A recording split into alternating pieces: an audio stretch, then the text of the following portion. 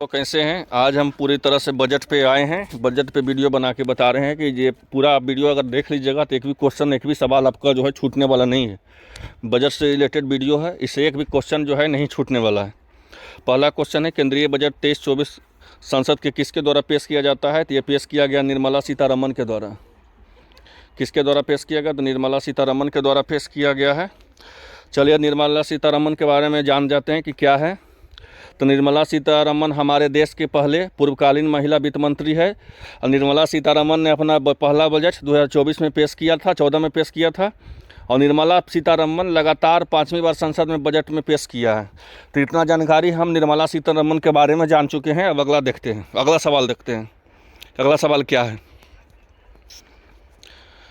हाँ, बजट में निर्मला सीतारमण से जुड़ा हुआ कुछ ऐलान है, वो भी देख लेते हैं। ठीक है, एक एक चीज़ को समझेंगे। ये बहुत ही इंपॉर्टेंट क्वेश्चन है, इससे आपका सब एग्ज़ाम में एक भी क्वेश्चन छूटेगा नहीं। तो सबसे पहला जो है निर्मला सीतारमण जो है, ठीक है ना, सबसे पहला यहाँ पे देख लीजिए। निर्मला सीतारमण दुनिया के भारतीय अर्थव्यवस्था को चमकाता हुआ सितारा माना जाता है, क्योंकि दुनिया में भारत का कद बहुत बड़ा है। भारतीय अर्थव्यवस्था सही दिशा चल रही है तथा सुनहरे भविष्य की ओर अग्रसर है। बजट भाषण में निर्मला सीतारमण ने वर्तमान वर्ष के लिए हमारी अर्थव्यवस्था की वृद्धि दर 7% रहने का अनुमान लगाया है, जबकि विश्व के बड़ी अर्थव्यवस्था में सबसे अधिक है। चलिए नेक्स्ट देखते हैं कि बजट भाषण में निर्मला सीतारमण ने कहा कि पीएम गरीब कल्याण अन्न योजना के तहत 2 लाख करोड़ केंद्र सरकार द्वारा वहन किया जाएगा तथा अंत्योदय योजना के तहत गरीब के लिए मुफ्त खाद्यान्न की आपूर्ति 1 साल के लिए बढ़ा दिया गया है। चलिए बजट में और देखिए क्या कहा गया है कि निर्मला सीतारमण ने कहा कि इन 9 सालों में भारतीय अर्थव्यवस्था दुनिया की 5वीं सबसे बड़ी अर्थव्यवस्था बन गई है।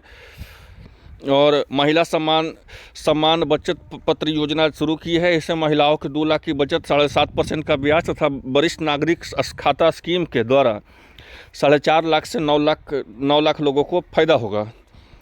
वित्त मंत्री निर्मला सीतारमण के टैक्स से लेकर बड़ा ऐलान किया है कि 7 लाख रुपये तक सालाना कमाई में कोई भी टैक्स नहीं लगेगा, और अभी यह सीमा 5 लाख तक रहेगी। इतना जानकारी जान गए। चलिए अब नेक्स्ट आते हैं। आप देख सकते हैं यहाँ पे ये बहुत ज़्यादा ये वायरल हुआ था उस टाइम। ये जो टैक्स स्लैम है ये बहुत ज़्यादा वायरल हुआ था। ये देखते हैं कि 0 से 3 लाख का जो है उसमें जो है कोई टैक्स नहीं लगेगा। 3 से 6 लाख में 5% टैक्स लगेगा, और 6 से 9 लाख में 10% टैक्स लगेगा, और 9 से 12 लाख में 15% टैक्स लगेगा, 12 से 15 लाख में 20% टैक्स लगेगा, और 15 लाख से ज़्यादा पर 30% टैक्स लगेगा। तो वित्त मंत्री ने बताया कि बजट की 7 प्राथमिकता, जिनमें यह बजट बताया 7 लक्ष्य है, जिसमें सप्त ऋषि कहा जाता है, जिसमें समावेशी विकास, वंचितों को वरीयता, बुनियादी ढांचों का निवास, क्षमता विकास, हरित विकास, युवा वित्तीय विकास क्षेत्र। हाँ, और देखते हैं पशुपालन, डेयरी, मत्स्य पालन पर ध्यान रखते हुए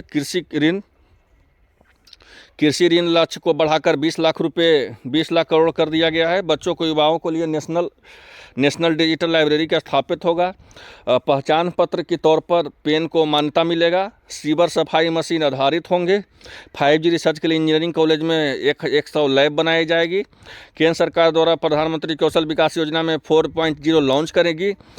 कमर्शियल विवाद को निपटाने के लिए सरकार विवाद से विश्वास 2 योजना लाएगी। आगामी 3 वर्षों में केंद्र सरकार 3.5 लाख आदिवासी छात्रों के लिए 740 एकलव्य मॉडल विश्वविद्यालय की शुरुआत करेगी। तो इतना फ़ायदा हो गया। अब आगे देखते हैं। ये जो मेन जो निर्मला सीतारमण जो बजट में पेश की है वो चीज़ हम आपको जानकारी दे रहे हैं। वित्त मंत्री ने कहा कि 2014 में स्थापित मौजूदा 157 मेडिकल कॉलेजों की मान्यता, ठीक है, 157 नर्सिंग कॉलेज स्थापित किया जाएंगे। पीएम आवास योजना के तहत 66% से बढ़ाकर 79 करोड़ रुपये का अधिक किया जाएगा। अगले 3 सालों तक सरकार आदिवासी छात्रों को समर्थन देने के लिए 740 एकलव्य और 38,800 शिक्षकों के सहायक कर्मचारियों को नियुक्त करेगा। देश में 50 नए एयरपोर्ट बनाए जाएंगे। नगर निगम अपना ब्रांड लगा सकेंगे। और अपने वित्तीय वर्ष में रेलवे के लिए 2.5 लाख लोगों को प्रावधान किया जाएगा। और अगले साल मुफ्त अनाज योजना के तहत 2 लाख करोड़ का बजट होगा। चलिए 24 नंबर देखते हैं।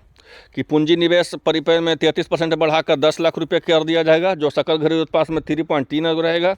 अगले 3 सालों के लिए 1 करोड़ किसानों को प्राकृतिक खेती अपनाने के लिए मदद की जाएगी। 1000 बायोटेक इनपुट सर्वे रिसोर्सेज सेंटर को खोला जाएगा।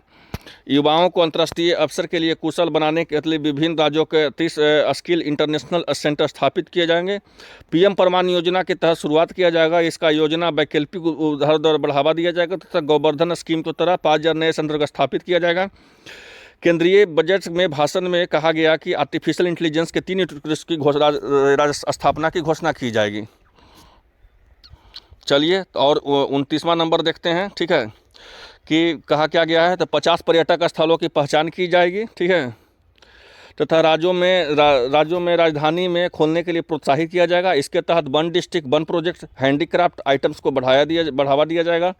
वित्त मंत्री निर्मला सीतारमण ने अपने बजट में दौरान बताया कि कस्टम ड्यूटी सेंस सरचार्ज दर में बदलाव किया जाएगा। खिलौना पर लगने वाला सीमा शुल्क 13% किया जाएगा, यानी खिलौने सस्ते हो जाएंगे तथा इसके अलावा साइकिल भी सस्ता हो जाएगा। लिथियम आयन बैटरी पर कस्टम ड्यूटी राहत होगी।